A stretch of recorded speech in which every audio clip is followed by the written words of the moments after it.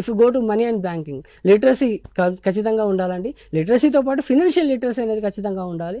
Especially మనము ఒక bank పోతే మనకు చెక్ అంటే తెలీదు, డీడీ అంటే తెలీదు, దెన్ ఆఫ్టర్ మనకు కొన్ని మెయిన్గా అందులో ఉండేటటువంటి పీపుల్ కానీ వాళ్ళతో ఎట్లా ఇంటరాక్ట్ కావాలా అనేది తెలియదండి. యాక్చువల్గా ఇక్కడ we need to appreciate our text book framers అండి ఖచ్చితంగా. ఎందుకంటే ఒక చెక్ కూడా ఎలా రాయాలో కూడా అక్కడ పెట్టారు. చెక్ ఎలా రాయాలో కూడా నేర్పడం అనేది సోషల్ టీచర్ బాధ్యతగా గుర్తించినందుకు థ్యాంక్ యూ ఫస్ట్. అండ్ ఇక్కడ అడిగడానికి ఏం ఛాన్స్ ఉంటుంది మనీ అండ్ బ్యాంకింగ్లో?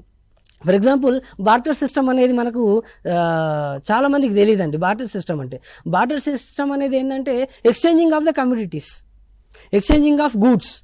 ఒక గూడ్ని ఇంకొక గూడ్తో ఎక్స్చేంజ్ చేయాలి. అసలు ఇప్పుడు ఉన్నటువంటి ప్రాసెస్ మొత్తం కూడా అదే.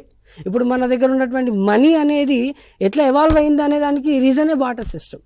అసలు బార్టర్ సిస్టమ్ అంటే ఏంటి? Exchanging of the communities. For example నాకు ఒక థింగ్ కావాలా, సో నాకు ఒక రైస్ కావాలి, 1 kg రైస్ కావాలా, but I have only goat or something else, so I can't exchange. It won't be comes under the fair mean of exchange. So దానివల్ల ఇవన్నీ చూస్తూ ఉన్నారు. సో మనీ అండ్ బ్యాంకింగ్లో మెయిన్గా ఇప్పుడు క్రెడిట్ ద ఫినాన్షియల్ సిస్టంలో మళ్ళీ అడుగుతూ ఉన్నారు sir, price and cost of living. మెయిన్గా ప్రైస్ అండ్ కాస్ట్ ఆఫ్ లివింగ్లో మనం ఎంత అమౌంట్ స్పెండ్ చేస్తూ ఉన్నాం, మన లివింగ్ స్టైల్ ఏంది, మన పర్చేసింగ్ కెపాసిటీ ఏంటి, పీపుల్ పర్చేసింగ్ కెపాసిటీ ఎలా ఉంది ఇండియాలో, and where they are keeping most of their amount అనేది ఉంది. And production and employment already మనం చెప్పుకున్నామండి. ఈ production process is very important, very crucial for the development of any country.